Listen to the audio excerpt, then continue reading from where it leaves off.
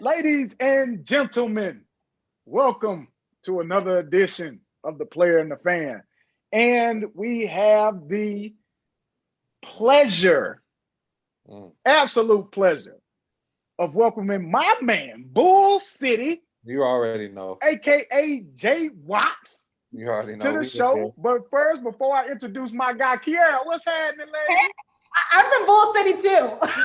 Everybody Bull City. Everybody just Everybody throw it throwing up. their horns up. Everybody throw it up. I love it. I love it. Hey, but ladies and gentlemen, like I told you, we have 2009 champion Justin Watts in the building. He has played 8 years. He was part of probably one of the best teams in North Carolina history that just didn't get there. But we'll talk about that later. He's played in Japan. He's played in the Dutch League. He's played in Poland. Boy, you don't play that. You played in one of my favorite places to ever play, which was the Philippines. Mm. Absolutely love that place. Yeah, I But loved it. ladies and gentlemen, welcome 2009 champion Justin Watts, aka Bull City, to The Player and the Fan. This is Hey, where we thanks for have having like me. I the fake appreciate it. applause and all that kind of Yeah, stuff. cue, We'll cue, have hit, that. cue, hit the applause button. We Yeah, hit go the on. applause button. Yeah. Fake cheers in the crowd, Yeah. Carolina player. That's good stuff, man. How you been, man? Hey, I'm good, man. Trying to stay in shape with everything going on with COVID, man. Trying to stay ready. Actually, the Dutch league just canceled that I was supposed to go to because of Ooh. COVID. They're suspended for 4 weeks. So sitting down some more, going to the gym, trying to keep from being bored, trying to keep from getting out of shape. But other than that, man, just parlaying. Ain't nothing new. I hear you, baby. So, man, listen, man, we're gonna jump right into it. And we of course we'll get into debate of '09, '05 later on down in this podcast. So me and you could go back and forth. But to start it off, we'll talk about what we want to hear about this new Carolina team that everybody's excited about. We know that last year was a disappointment to say the least. Yeah. You know how they So get. what You do know how you the fans right, get. right. So what do you think is in store for this year's Carolina team? And I'm sure you've been around a little bit more than I have because again, you still playing, staying in shape. So you've had kind of that inside look that I may not have gotten over the past couple weeks. So what do you think about this new Carolina team coming in? I think they can be very good. Actually, it was last week. Was talking to Kendall, and he said he was watching film for the first time on us, 2012, because it was the last time we both had like true back to the basket bigs like they have now, like taller bigs, guys who are not necessarily like we've had a 5 or a 4 playing, but they're really a 3 or a 4. Right. So he was watching film, and first thing he said to me was, "Man, we were really good as far as 2012." The second thing he said was, "This team can be very good." He said he doesn't know if they could be as good as the 2012 team. But he said the freshmen they're not there to participate. You feel me? They there to make some noise. Yeah. And we go as far as the point guard goes. That's how it's always been at Carolina. And I've heard great things about Love.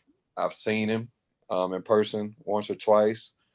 And he gonna make some noise, you know what I mean? But I think the sleeper is Sharp. Okay. Sharp.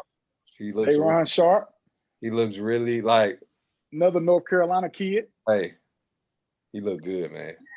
Yeah. When I say he looked good, when I say he looked good like that, like I say, hey, he looked good. That's like, hey, other people better be on their A game. That's what I'm saying. Yeah. That's what I mean I about agree with you on that. Yeah. Because listen, man, we like our bigs will carry us this year. But like you said earlier in your comment, we're only gonna go as far as the point guard takes us. So I'm hoping that Caleb Love comes out and plays with a complete chip on his shoulder, with all of the Duke comments and all that kind of stuff. But I don't know if people need to be sleeping on RJ Davis now. He looked great. Yeah, like he's gonna be. So again, I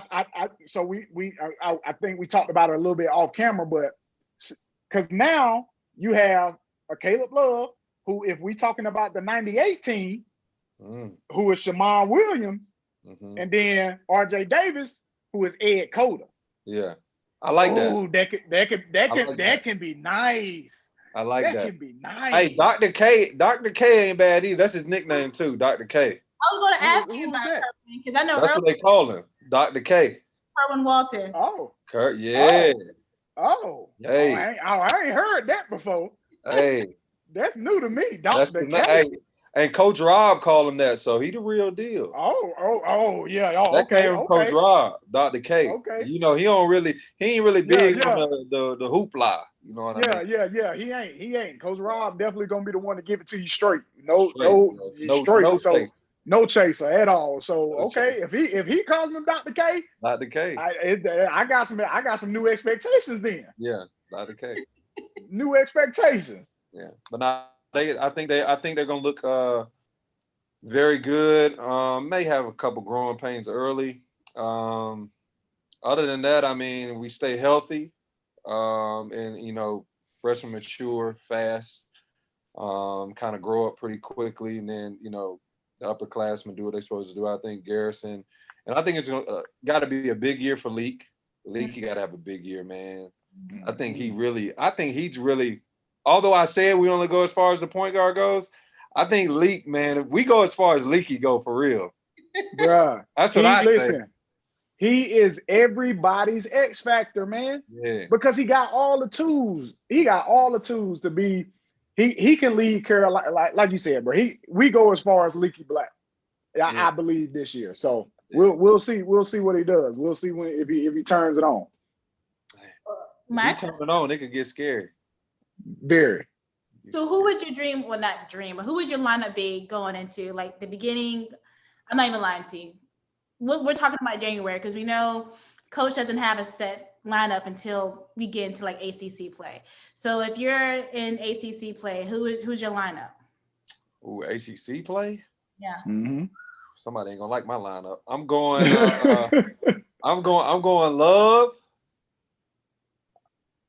Love. I'm going Davis. I'm going Leaky, or I'm going Black. I'm going Sharp, and I'm going Brooks. ACC. Yeah, I agree with that lineup. But I have a totally different lineup to start off the year. Okay, who would that and be? If I start off the year and they play well, it could be totally different in January. But for my experience, give us your start of the season. To start it off, I think it's going to be Brooks, Baycott, Harris, Black, Love.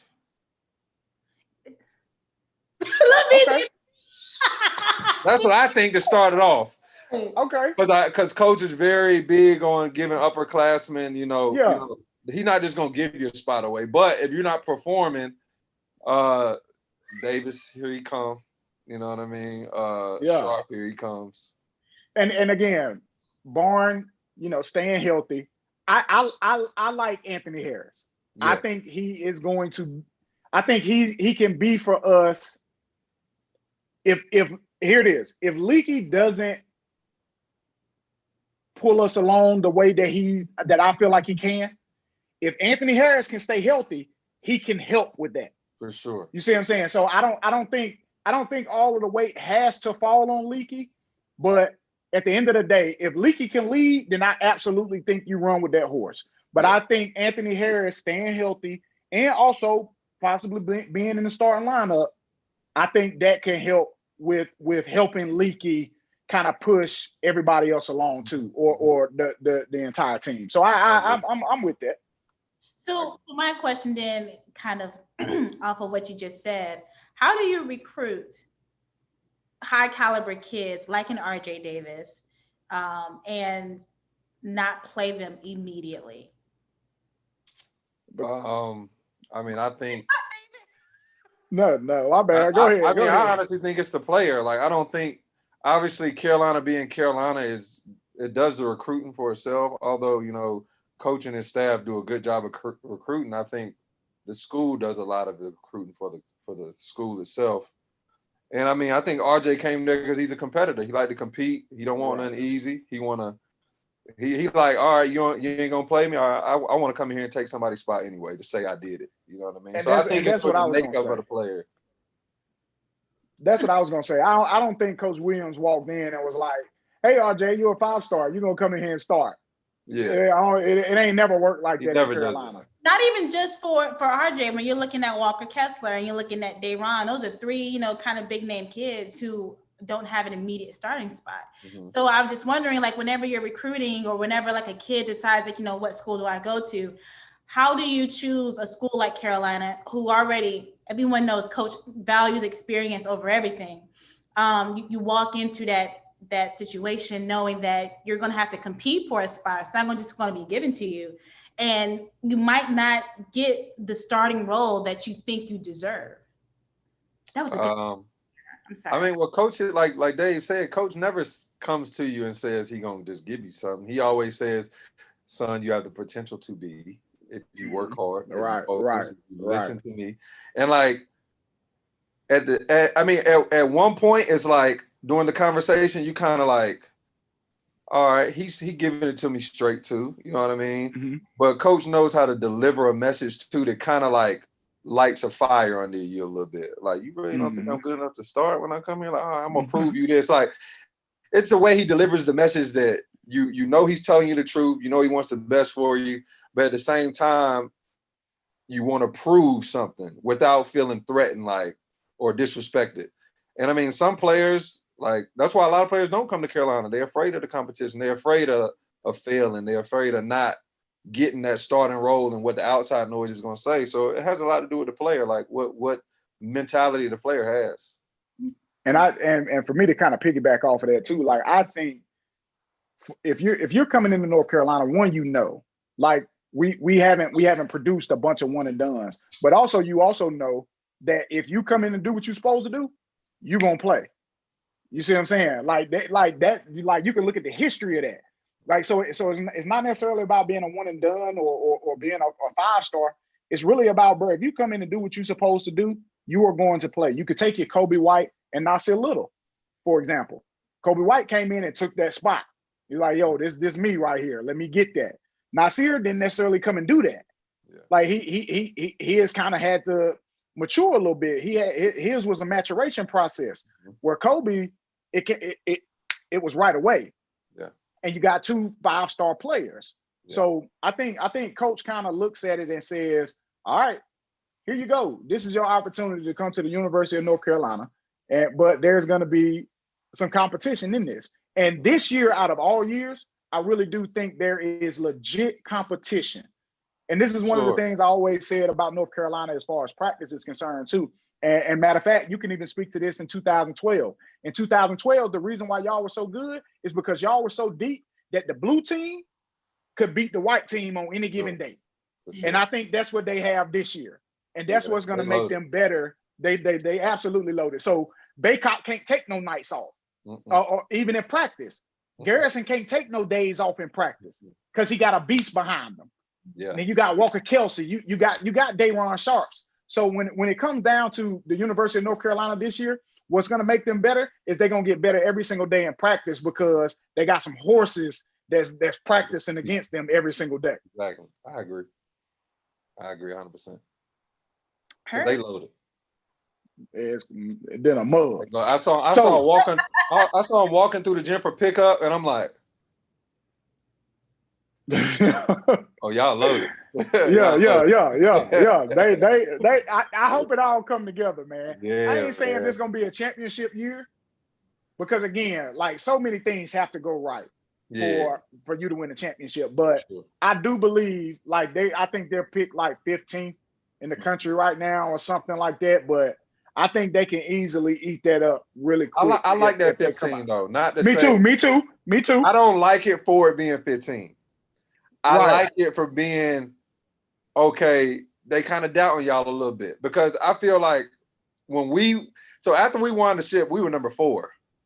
And we were good, but honestly, I don't think we were that good. Because that year, me and Larry were in the starting backcourt, and neither one of us had ever started a college game in our life. You know what I mean? So it was kind of like, okay, we number 4, but we like that y'all like us at number 4, but like we ain't even really confident in ourselves at number 4 to where we can go out there and beat a number 3 that's confident. Yeah. So I like the fact that they 15 because now they feel a little disrespected. I personally feel like that's how they feel. When I talk to them about it, like, bro, they got us 15. Like, they think St. Louis better than us. Like, what's going on? For real, You know? I was hoping they won't draft it. I mean, excuse me, draft it. I was hoping they both. won't rank it. Yeah. Yeah, I was hoping they so won't they can rank come out with some hunger, some fire. Exactly. Yeah. Exactly. Yeah, I like and simply for that reason. because put some more disrespect on it because of the year that you jokers had last year. Yeah, this is why we didn't rank y'all, because you had 3 top 10 players and you jokers were still some bums. I was wishing they did that. Yeah. Also, so speaking I on like that, 15. yeah, I like 15 too. So speaking on that, speaking of the tournament and all that kind of stuff, you alluded to y'all coming back after that championship year. What do you think about all of the teams being invited to the NCAA tournament? Trash. Thank you. What? Thank you. What? Trash. Why is that trash? Dave, I don't like that. You know me, Dave. You know how I am. I'm a competitor. I don't like that. We just giving freebies out now? No, listen, okay. You can call it a freebie to get in. So think about all of the teams that deserve to get in that don't ever get in. Mm-hmm. Don't get in. So we can go back to your North Carolina Centrals, who was I believe 1 year North Carolina Central had only lost 3 games. They had beat NC State and they lost their conference tournament and didn't get in the tournament. Yeah. So think about teams like that who like for real get a real shot to enter the tournament and really play against your North Carolinas, your NC States, your Dukes, all of these ACC programs that get in who are most times mediocre. Mm-hmm. I agree. They get an opportunity. They get an opportunity to get in because of the conference that they play in. So think about it this way: you take every team in D1 school and put them in the NCAA tournament. That will be the first year you get I ain't gonna say a real. Nah, let me back up. I don't want to put that much on it. But that would be the first year that you get. I would say, I don't even want to say legitimate. I ain't got a word for it. But you beat every D1 school out there to win. I get what you're saying on that part, but the reason I don't like it is because when we go to the NCAA tournament, I'm never thinking about us necessarily in my head, competition wise, because I know we gonna do what we supposed to do or try our best. Right. So we play against, St. Mary's first round, Radford. Let's beat them by 30. Let's try to beat them by 30. Yeah. Do all that. But I also count on other schools upsetting some other teams to take care of for us because it might not be a matchup for us. So like you said, when you win in a ship or trying to win a championship, it takes a lot of skill, but it takes a little bit of luck too. Yeah. So some teams, that you match up perfect with, they might get upset by a team. Mm-hmm. If you inviting just everybody in there, I don't like them chances. I like some teams to be battle tested before they get in there so they can take care of some light work sometimes. Sometimes the team got to take care of your light work. So are you saying that you don't think if you invite every team, all of the team, bro, remember this is single elimination now. Yeah. So you think that all of the best teams are going to rise to the top? Is that what you're saying right now? No, I'm not saying all the best teams gonna rise to the top. I'm just saying if you make it where it's like you have to prove yourself to get in there instead of just invite me. You invited to the dance. Come on. Yeah.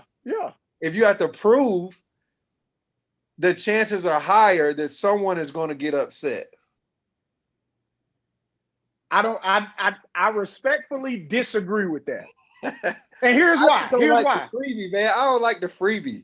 I don't like this. Listen, for 1 year, 1 year only. Is like 2020 has been. It's been everything, but why good. Not? Why not? You know what I'm saying? Yeah. So for 2020, we're talking 1 year. We ain't saying that this got to be the recipe for down the road. I'm saying for 1 year, invite every single team to the tournament. Now you get I think it's just a continuation of what continues to happen. You get your 16 seed that beats a 1. I think this year you get your Duke losing the Lehighs. Mm-hmm. You see what I'm saying? So those are the type of things that are going to happen more often in this tournament versus and then again too, it's only 2-3 more rounds. Like Like it ain't that many more rounds. Now you're gonna have to find multiple locations or whatever the case may be to run that many games. But I think for 1 year, I think I love the idea. I mean, this is the thing. If it happened, I wouldn't be opposed to it. But if we end up losing to some team, I don't want it. How about that? If it happens when we end up getting beat by somebody, then we like, man, they were not even won they tournament. Right. I'm hot. Yeah. Will be hot, but that's the tournament. That's the tournament. Oh yeah. So what would you? So the NCAA allow for winter sports to have an extra year of eligibility. What do you think that looks like for Carolina? Because for me, just looking at it, that really impacts a lot of 2021, 2022 recruiting. If kids stay an extra year. If you're looking at it from the bigger picture, would you stay an extra year at Carolina? I don't want to say this year. During your time, would you stay an extra year, or do you think you would leave? And what do you think when you look at your Garrison? Should he stay or should he leave? First, if they gave me an extra year, I would have definitely. Bruh, hey, listen, that's the same thing I said. Cause and so in 2006, like we had a squad. Your question first. Hold on, let me get this out. Cause I look back sometimes and I be like I think it was perfect. Now, mind you, I think everything like lines up perfectly for you, like in your life. Like, you know what I'm saying? I think in 06, it was the perfect time for me to leave because I feel like that was the perfect class for me to get drafted in. But that aside, if I could have come back and played with Ty Lawson, Wayne Ellington, and Brandon Wright, man, stop it. Yeah. Man, stop it. Like because again, like we had a squad. That means Danny Green is more tested. Marcus Ginyard is more tested. Tyler Hansbrough is Tyler Hansbrough. Bobby Frazier is more tested. But put me with that 07 group, you got another banner hanger. That's just in my opinion. Yeah. In my opinion. You know what I'm saying? But because the way that we lost in 2007, you said what? He can answer the question. He is going to answer the question. Yes. He got his. This is my answer. He get his own answer. Hey, guess, answer the question first. Hey. Go ahead, Jay. Go ahead, Dave, because I don't want you to lose thought, man. I got no. I just think that because again, with the experience and all that kind of stuff that I had at that particular time, and the way that my game had matured, I don't see with that type of talent, I don't see us losing. We lost in the Sweet 16 that year to a Georgetown team off a BS call. I think I'd have been able to handle Jeff Green. I just feel like we would. Yeah, if I came back in 07, 06, 07. Yeah, if they gave me another year, I would definitely come back. I don't know if we would have hung a banner, but it would have been for personal reasons. I feel like I could have definitely had a better year. I could have got a whole bunch of more playing time. Like it would just been better for me all around. So like I would have came back. Do I think Garrison should leave? It just depends. He probably would be in a situation like Dave was. Like he probably could get drafted, or it could be I'm coming back to do something very, very special if they don't get it done this year. So I think that's going to change as the year goes on. Probably my answer. I was going to say, does that matter if you're looking at the 2021 class coming in? Does that fluctuate your answer a little bit when you see what the potential talent could be the following year? For Garrison, no, because he done proven he can perform. So I mean he not really worried about nobody coming in like that unless he just has a devastating situation happen. For other guys, maybe so. I don't want to speak for nobody though, but I think it's going to change throughout the year if you ask me that question about Garrison. about the extra year because he's the only senior really. Well, Playtech, right? What year is Playtech? Playtech's a senior. Walker Miller's a senior. Walker Miller's okay, so. And then Sterling, a red shirt, you know. Okay. I like Sterling, man. If Sterling could get healthy, man. Yeah. He healthy now. He healthy now. I like big so Sterling. We gonna but honestly, if I'm being real, there's a lot of bodies out there. It is, man. It is. A lot of bodies. It is. And I'll say this too. Like, and we just brought up a name that I've been kind of like we haven't spoken about him much. Andrew Playtech. Yeah. He gotta give us something, man. Like he gotta give us something.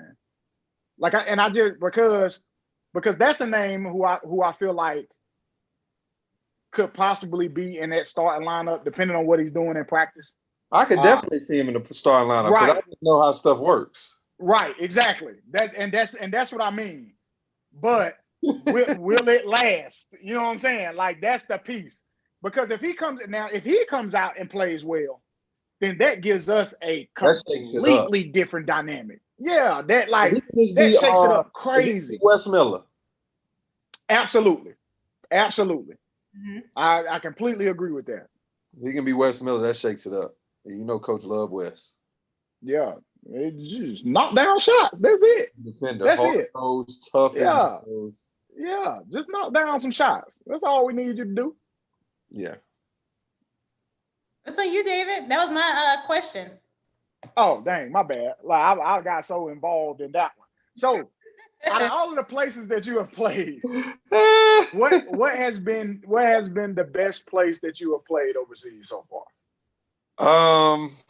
Man, probably Japan. Okay. Japan, just because. Even over the Philippines? How long was you in the Philippines? I was in the Philippines like 2 months. I tore my calf, had to come back a little early. Oh man. Yeah. But I did this thing. I'll give you two answers. All right. Yeah. So Japan, because of just the professionalism and all the other stuff that come with it. It was probably the closest thing to Carolina since I've left, far as gear, how you were treated, actual staff, just all the extras, not really dealing with basketball, but it help you play better. Yeah. So sponsorships, all the cherries and sprinkles on top of the cake. As far as financially and being able to just do and hoop like I wanted to hoop, Philippines. No question about it. Like not even close. Hey man, I've always said when people ask me what's the best place I play and I tell them the Philippines, they look at me like I'm crazy. Yeah. And they were like, why? And I said literally, man, it was the perfect marriage of me being able to do what I wanted to do on the floor, but also even the off the court, like everything was really inexpensive, but like there was so much. Like there was just so much love down there. You know what I'm saying? Like like a king for you got. Yeah. I had like a 3-bedroom condo at 20 feet. 20 chef. Man, that thing was tough. Now it was tough. So like I thoroughly enjoyed every single minute outside of. Bro, I ain't had one bad game in the Philippines. Game 7 of the championship. What? That was your only bad game? Bruh, I was probably down there for 3 months. Who you play with out there? I was with Ginebra. Oh, Ginebra, okay. Yeah, so, sister team to San Miguel, but Ginebra it's the most popular team down there. So when I got down there, like it was just, it was phenomenal from jump. Like for real, I replaced the dude that averaged 30, 15, and like, I said, excuse me? I said, what y'all want me to do? They said, but we not winning. We ain't winning. So I went down there. It was about the same, but like it was just so much fun, bro. And literally, bro, I got down there. They didn't have a hope in making the playoffs or something like that. He was like, listen, all we want to get to is number 4 or 5 in the standings. They were at like number 10 or 12 when I got down there.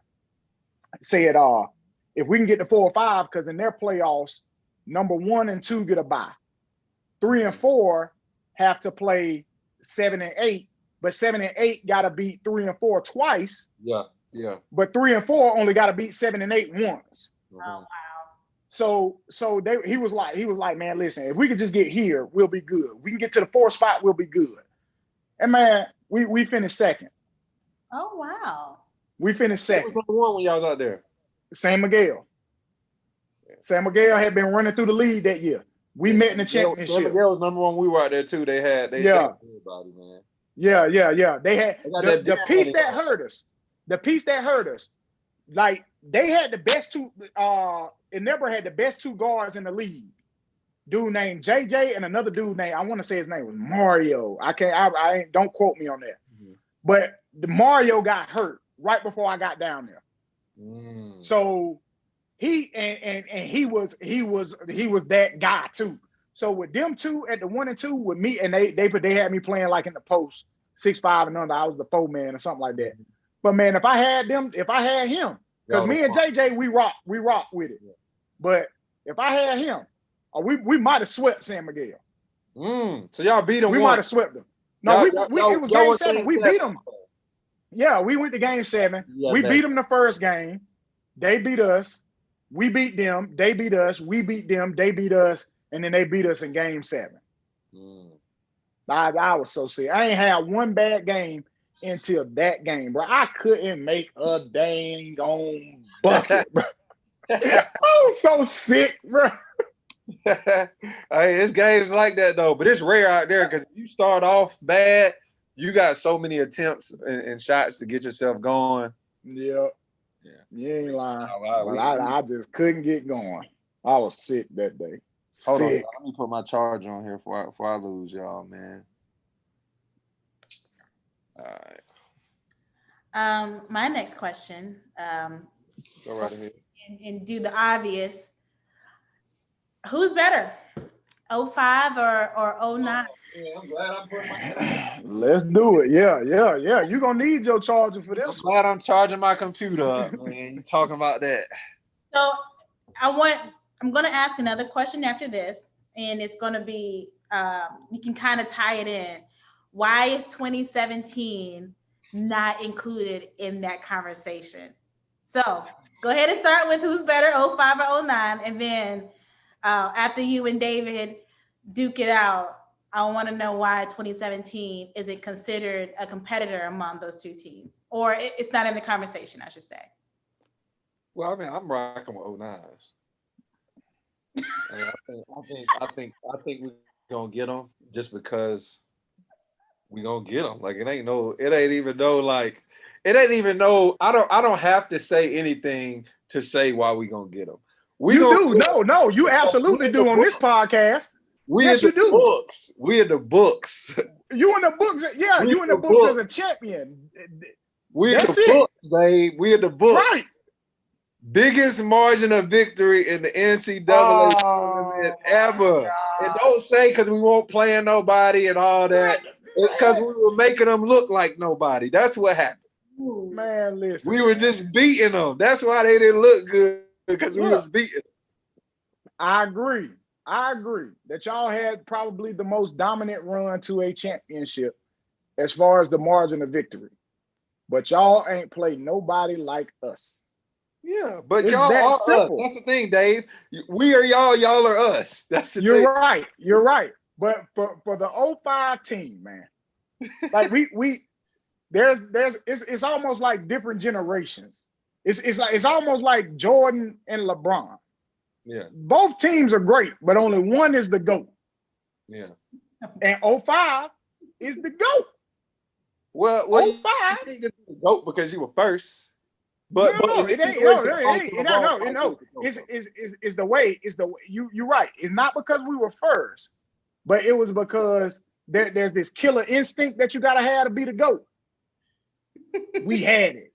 We had it too. Y'all ain't had it. Yeah, we did. Y'all ain't had it. But look, Dave, I'm not saying we gonna smack y'all. I'm not saying. I think y'all ain't gonna win. I think we get y'all by 4. Man, stop playing. Stop playing. We get y'all by 4 to 8. Stop playing, man. Stop playing. Like y'all wouldn't have beat us. The only Period. the only mismatch we really got to worry about is Rashad. Absolutely. And I know we really don't mention his name like that no more, but that's the only mismatch we got to worry about. But we're gonna throw bodies at him though. No, y'all ain't have enough bodies to throw at him. Yes, we did, because in the system with playing with all the rest of y'all, he ain't really gonna go crazy like that. No, you're right. Within the system, he would have been what he was though. Mm-hmm. He would have been what he was. But the piece of it was us defensively, we would have stifled y'all offense. That's what I feel like it would have came down to. Y'all are very good defensively. Like our defense would have stifled y'all offense. So like Wayne wouldn't have gotten the looks that he was accustomed to. But why though? Why? Because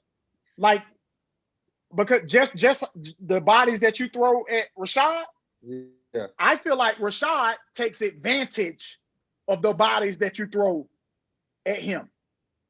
We take advantage on the defensive end of the bodies that we can throw. So on each side, 05 still has the advantage. Like, so as many bodies as you can throw at Rashad is still here. Yeah. The bodies are still here. Defensively, what we could have threw at your Waynes, your Danny's, anybody that could shoot the basketball was here. Yeah. The shooter is here. You see what I'm saying? So 05 still has the shooters ain't our shooters are not moving like Rashad for sure. The two guards they're not doing it, but they can still be effective because of the way the system was ran. I agree with that. Completely. Wayne's still gonna give us 15 to 18 versus y'all. No. Yes, Dave. Yes. No. Why? No. Because the attempts would have been down. So y'all just gonna leave Psycho just down there? No. What you mean? We ain't gonna double him. No. Y'all not doubling? Hell no. Why would we double Tyler Hansbrough? Why wouldn't you double Tyler Hansbrough? Because guess what? Because it was the recipe that they used to beat us in 06. Let Tyler do him. Shut down everybody else. But we also got Ty out there. Listen. We also got Ty. I don't know where this whole thing. Y'all know Raymond. Y'all ever heard this? No, y'all got Ray. Y'all got Ray, but we had listen. Raymond Felton was Ty Lawson before Ty Lawson. For sure. But I don't get. I don't get how we're gonna be ineffective. We got MJ, and you saying we got Kobe. He copied MJ. Yeah, I agree, but I'm just saying. He got the original. So, but like, if y'all first of all, there was an 06 Tyler too, young Tyler. You're right. So that now fast forward, we got Player of the Year, AP Player of the Year, College Player of the Year, Naismith Player of the Year, all that. But I agree with that. But he could have been that his freshman year. For real. It's just Adam Morrison and JJ Redick with Ham that year. So he could have got that freshman year. But go ahead. But it's a lot of other pieces. In 06, it was a young team. Mm-hmm. You the only senior? What, Ray Terry was your junior? Byron. Yeah, Ray Byron Terry was junior. And Ray Terry, like that was all. We had a lot of old cats, man. Y'all did. Now listen. Deion on the other block, he not a slouch either.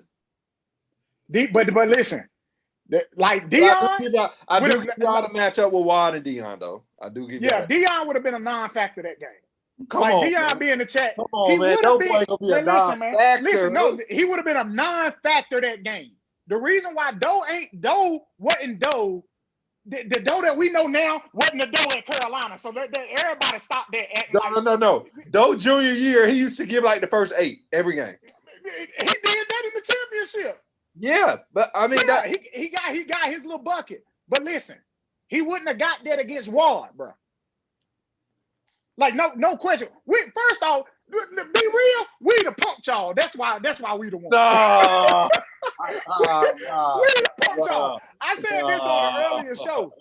We like 06 around 05, 06, because we had some mothers on talking about, ain't no goons at Carolina. Mm-hmm. That's because they graduated in 05 and 06. I will agree with that. I agree with that. But I still think we'll get y'all by about 4. Good game though. No, But I pay homage to y'all. You know, I respect the hell out y'all. absolutely. And as we do to y'all as well. Like low key. Like we definitely respect what y'all did. Respectfully as I can say. Yeah. But you know, I ain't gonna never say on camera y'all gonna beat us ever. that's just I wouldn't expect nothing less. Yeah, that's the yeah. I agree. But no, y'all were definitely. I mean, Ray was tie before tie. I mean, you got Big May under there, who was, I mean, an absolute dominant destroyer. You got Wad, who, I mean, if Big May weren't there, he could have dominated. You know what I mean? Like y'all had a lot of guys, McCants, you, Pelly, Jackie. I mean, hey, y'all were tough. Y'all were tough. We watched film on you. We tried to be like y'all. So I mean, like, I can't say nothing about that. I can't take nothing away from y'all. We'll get y'all by 4. So also, what about 2017? Let's look. It's the 2017. I have nothing against them either. They just ain't gonna beat neither one of us. Like it is not like it ain't because they not good. It's just you talking about some legendary teams here. Like you talk like 05 is who we looked up to, and 2017 is they looked up to 09, and they it just, I guess it's kind of like the old person syndrome, or how like that era could never do what we did in our era. Like that's, I think, maybe a little psychological thing wrong with the old folks or the older people's head. But I mean, they were a great team. I don't think they were as deep as either one of us. They weren't. I don't think they were as dominant as either one of us. So with that being said, if you didn't really dominate your year, you can't come to 05 to dominate or 09 to dominate it and say you're gonna dominate. Like, we got to play the game. Yeah. If we play the game, I think we beating y'all. Like, and I think we beating them. And here's what I say about 17. Like, as much as I absolutely loved the championship that we won in 17, because again, they won it through an academic scandal. They won it through getting to the championship, losing it. That's like tough. So there like I absolutely respect the heck out of what they did in 2017. For me, 2017 championship was probably the best championship that Carolina has ever won. Mm-hmm. I agree. And from that context. But as far as the team is concerned, they not touching 05 or 09. Not even close. And again, to be honest, I think 2016 was better. Yeah. And they got real. When I say it was a true redemption year for 2017, when we talked about everything has to go right, everything went right for them, because they never played their best basketball. Like, they never played their best basketball. Like, they always it came down to one possession that they got. They figured out how to win. Out of there. They figured out how to win. That was it. But again, absolutely the best championship. The 2017 national championship is probably the best championship that North Carolina ever won. If you're taking in everything else they had to deal with outside all that, being locked in, the mental grind of getting to the championship, losing and getting all the way back and winning, like, I agree. With you. And who is the best Carolina team that didn't win a championship? I'm going with the 98 team. Close second, 2012 with us. That 98 team was not even a close second, just we're second. But right. That I thought about it. 98 was a team they should have won one with Vince, Twan, Coda. They should have. And a lot of other supporting cast. Man, bro, a lot of Final Fours. I think they went to 3 back-to-back Final Fours or something like that. Yeah. Man, they should have won. They had squads, man. Golly, they had squads. Yeah. I like them on the best to never win one. And then I got us second. If Kendall doesn't get hurt and John's not banged up with his wrist and a lot of other stuff. Okay. David? That's tough. That bro, that 98 squad was something serious, man. Could that what? Like Okay, the 98 team, how do they match up versus the 05 and 09? Good question. I think they give us a run for the money for sure. But Like they were. I think Shaman matches, and so I saw these battles of Ray and Shaman, and now that's a whole pick up. That's a whole different. It is, but I saw. I think I saw the maturity factor win with Shaman and pickup. You see what I'm saying? So if you take Shaman from 98 and you put him against Ray from 05, I think Ray wins that matchup. Mm-hmm. But the piece of it was now you got Ed Cota coming off of the bench. Mm-hmm. So Ray would have had to be great beyond great in order to match. I think if it came down to the game, I honestly think 98 will probably beat us. Being 100. Like, because Antoine James, bro, you couldn't stop Twan, bro. Yeah. You couldn't stop Twan. And then not to mention Vince, bro. Like, bro, they had a squad, bro. They had a squad. The only thing that here's the piece I will say. They didn't have the shooting that neither one of our 05 or 09 teams had. I don't think they were as deep, but they were very they top weren't heavy. As deep, but they were very top heavy. If that top heavy came to play, they were definitely top heavy. Yeah. And that's what I think hurt them toward in the tournament too. Yeah. That they were only top heavy. Yeah.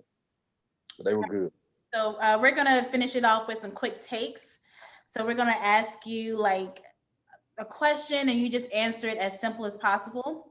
It's not too hard. So I want to know who was your favorite teammate. I already know who you're gonna say. I already know. What do you think I'm gonna say? I'm gonna say John. To play with or just teammate in general? Just like who? Oh, you. That's a good question. In general, overall, who's? In general, I'm going with Hook. I'm going with J Hook. That's what I call it.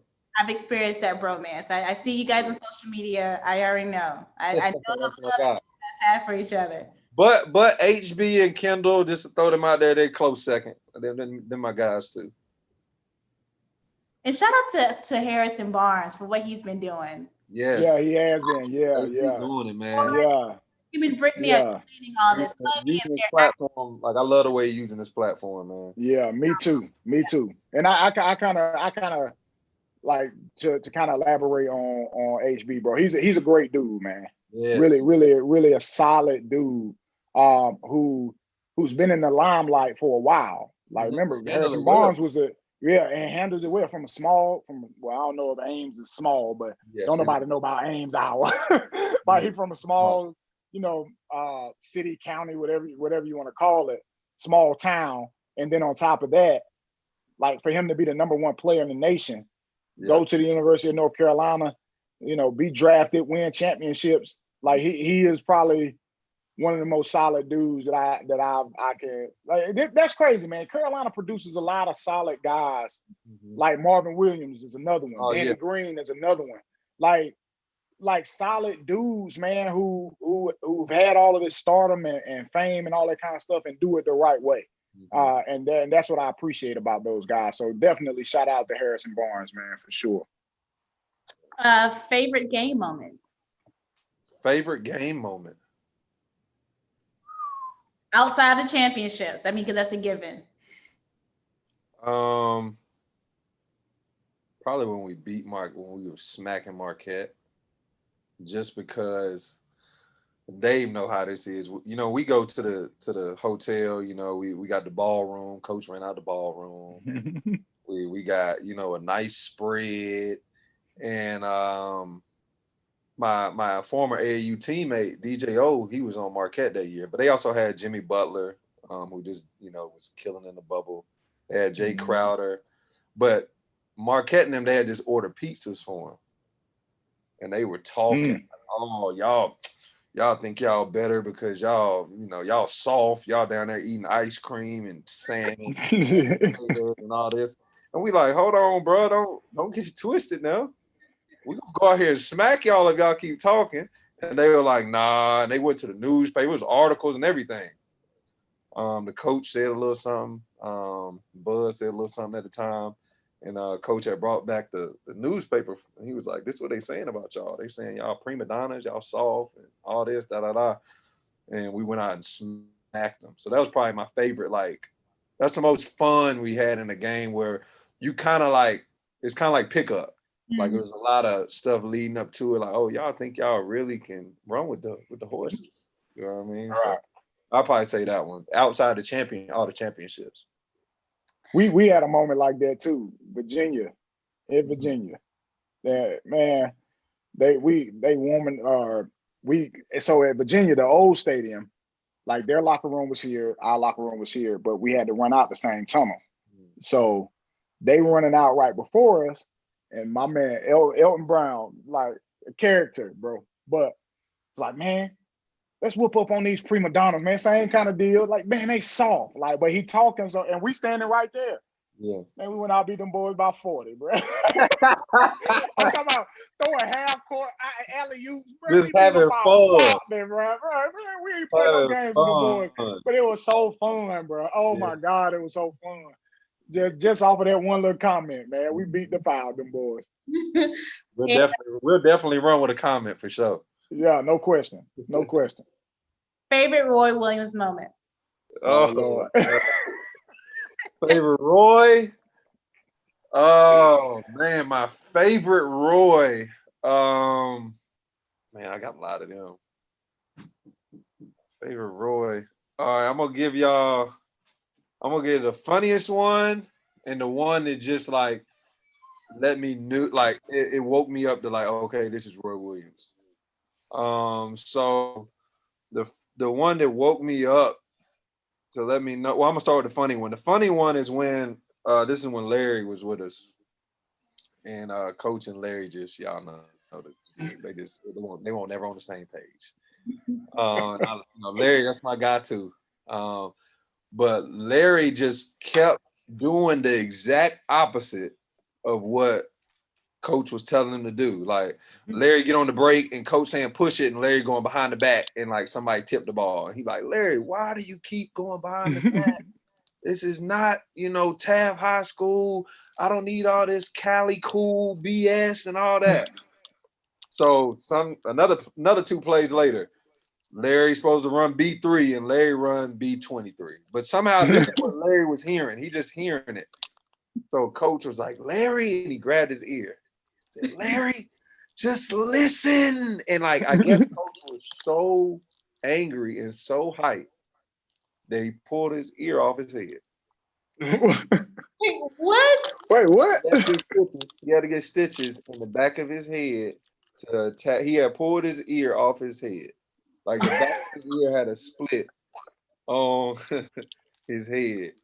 And his ear, like his head was bleeding. Like Coach Rob had to stop, and like we were looking, the blood was on the court. When blood get on the court, they're like, stop, who bleeding? Everybody checking themselves. It was Coach. It was so hard that he had ripped the back of his ear. Bro, that's crazy. Yeah, that was crazy. And then maybe like 2-3 months later, Larry transferred because he was just frustrated, and everybody knows that story. But Coach almost ripped he didn't rip his whole ear off, but he almost ripped his ear off the side of his head, telling Larry to listen. The one where I realized, okay, I'm here, and this Roy Williams is my coach. This is my freshman year, so I'm coming straight out of high school, and we lose. We're number 1 in the country. We lose to Maryland. We go to Maryland. We lose to Maryland. Grievous Vasquez has one of the best performances I've ever seen in my life in person. He has like 35, 12, and 11 on us. He's shimmying the crowds, telling them to shimmy. He's shimmying and doing whatever, being Grievous. And they end up beating us. They actually end up beating us by like 2 or 3, I think. But he blocks Ty's 3 at the end. But like when he blocks it, Grievous is like 6'6". So he blocks it and he kind of like cuffs it and puts it behind his back. And he looks at coach and he shimmies at coach. He does that. And Dave, you know how coach is. Like he take everything personally. So we were number one in the country. They weren't ranked at the time, but they ended up being a great team because they turned around and he beat Duke. He had like 27, 8, and 12 on Duke. Ended up getting drafted, whatever, all off them 2 games. But we go in the locker room and we sitting in there. And, you got to beat coach back to the locker room. So even though we lost, we running back to the locker room. We get there. And coach, he come in and he don't say nothing. He just sitting there for it felt like an hour, but it was about 2-3 minutes. And we sitting there and he says, Coach Rob, I can't think of nothing positive to say. You talk to him. Now this is the year we won the ship. So we're a decent team at the time. He says, Coach Rob, you think of something positive to say? Because I can't think of anything positive to say, so I'm not going to say nothing at all.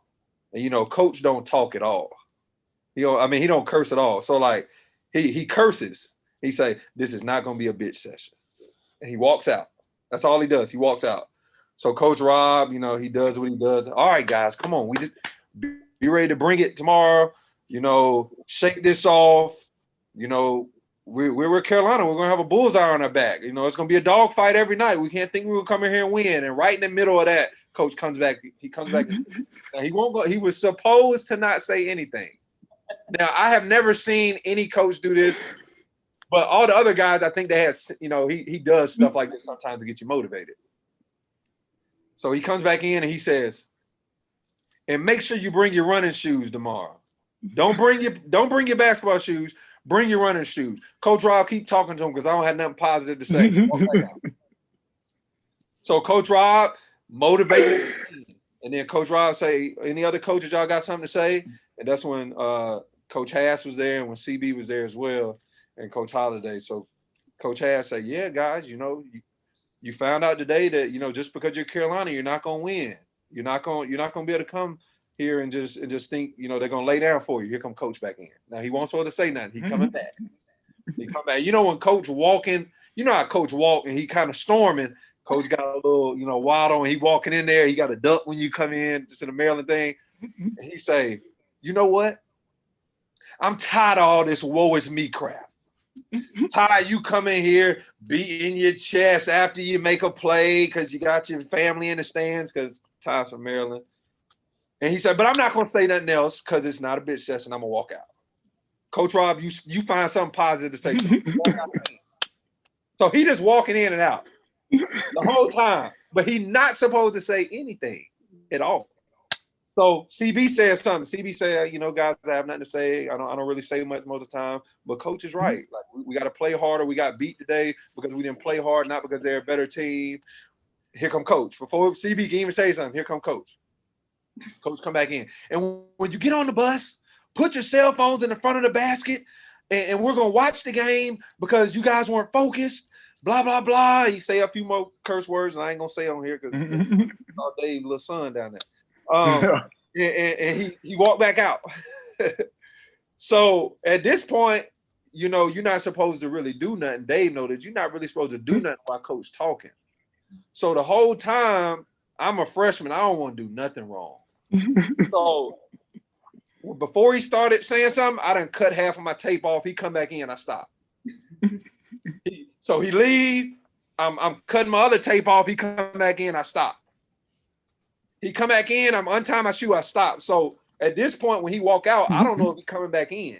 So I'm literally sitting there with half a sock on, like covering my toes, just covering my toes. Shoe on with shoes unlaced, and I'm just sitting there for like 2 or 3 minutes because I don't know if he's coming back in, but he never come back in. So I'm looking at the door like, he gonna come back in? So he don't come back in. So we finally get on the bus.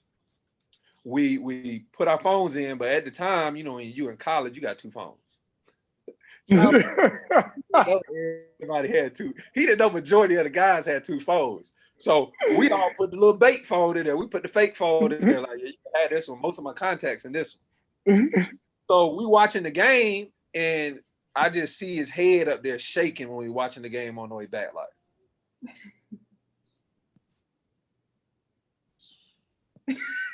that's all I see the whole time. But everybody else, like, you know, Ty Jr., Wayne Jr., couple seniors, DG, Psycho T, they got their other phones. And coach wanted to say something, and he turns around and he see everybody like this. He's like, hold on, man. Y'all supposed to turn y'all phones in. So bus driver stopped the bus. He walked down the aisle, and he like, you know, when you got the headphone, this when the Beats first came out, so we couldn't hear nothing. When you locked in, you locked in. We done lost. Nobody want to say nothing. He walking right up on people just on their phone.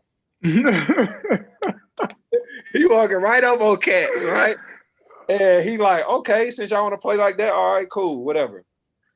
We get back the next day. We supposed to have practice, and it's a blank practice plan. No thought of the day. And you know, we always got a thought of a day, Dave. No defense, no offensive thought, defensive thought, or thought of the day, period. No start time, no end time. We go out there, he not there. Coach say no practice. Coach Rob say no practice. Let's go back. We come back the next day, same thing. Go out, nothing, come back. Coach Rob, same thing. We go out the third day. It's a no thought, no offensive, no defensive, but it got a start time. It don't have a finish time. Oh my God. Now this is my freshman year, y'all. I ain't seen nothing like this before. So we go out, the rims are off, the goals. All the rims are off. There's trash cans around, and coach is running practice from the rafters. He got a bullhorn. He don't come down and talk to us the whole time. One reason he said is because we weren't communicating during the game in Maryland. That's what he said after. But he runs practice from where the jerseys are hanging and the championships and all that with a bullhorn. And we had an imaginary ball, and literally we did stop, score, stop for about, I don't know. He said we were gonna do it till we flopped around like fish out of water. We didn't do it to that point, but that's what he said. We did stop, score, stop for the longest time. We did lane slides from the longest time, and we ended when Dave know this, where he just blow the horn and point, blow the horn and point. But he doing it from up top. So we in defensive stance, and it's just beep, beep, beep, beep. And then I get to the wall, like the bleachers, and this mug is still beep going this way. I'm like, bro, I can't go no more. I can't go no more. And you know, here come Coach Rob. Justin, if he says run through a flipping wall, run. I'm like, bro, y'all is tripping. Even if I did want to run through that wall, I couldn't. Bro, I'm not running through that. I'm not sliding through that. Just be the other way. The other way. You feel me? So then we in, and it took like, man, I think we sat in the defensive stand for about a good 2 minutes, man. But we had stopped, and he was telling everybody to get in defensive stance, but Ed wouldn't get low enough. And Ed, you know, he had the problem with his knee early on with his meniscus his freshman year, and he was saying he couldn't get low. And coach was just like, Ed's not low enough. Ed's not low enough. And we going on a minute.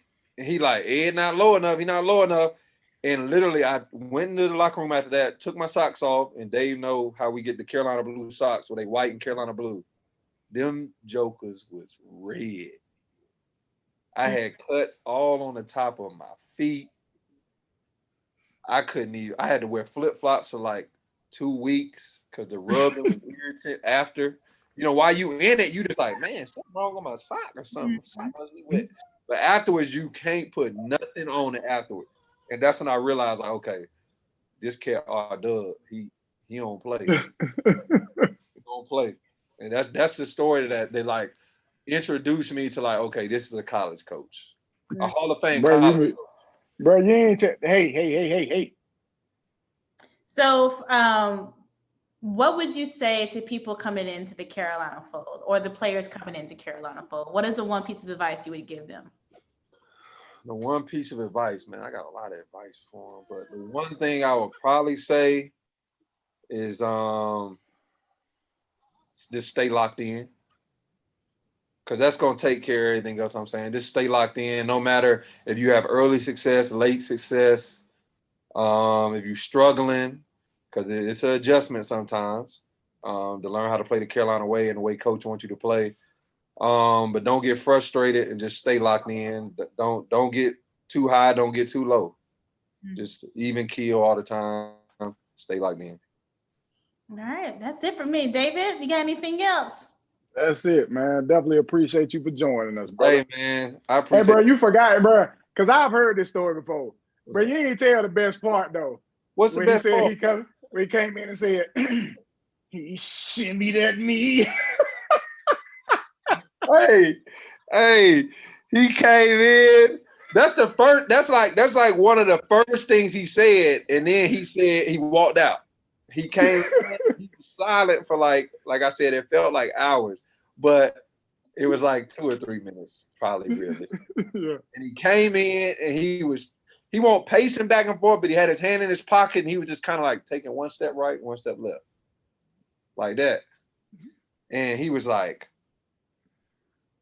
shimmy at me. but like coach, when he say that, he get to shaking. And he get kind of low. And he was looking at Ty when he said it.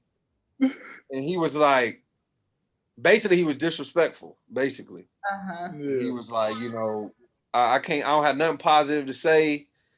And Coach Rob, you can talk to him. And he started to leave. And he said, but he shimmied at me. Like that. And, sometimes Coach do that. He fall out because he got that. But he did say that.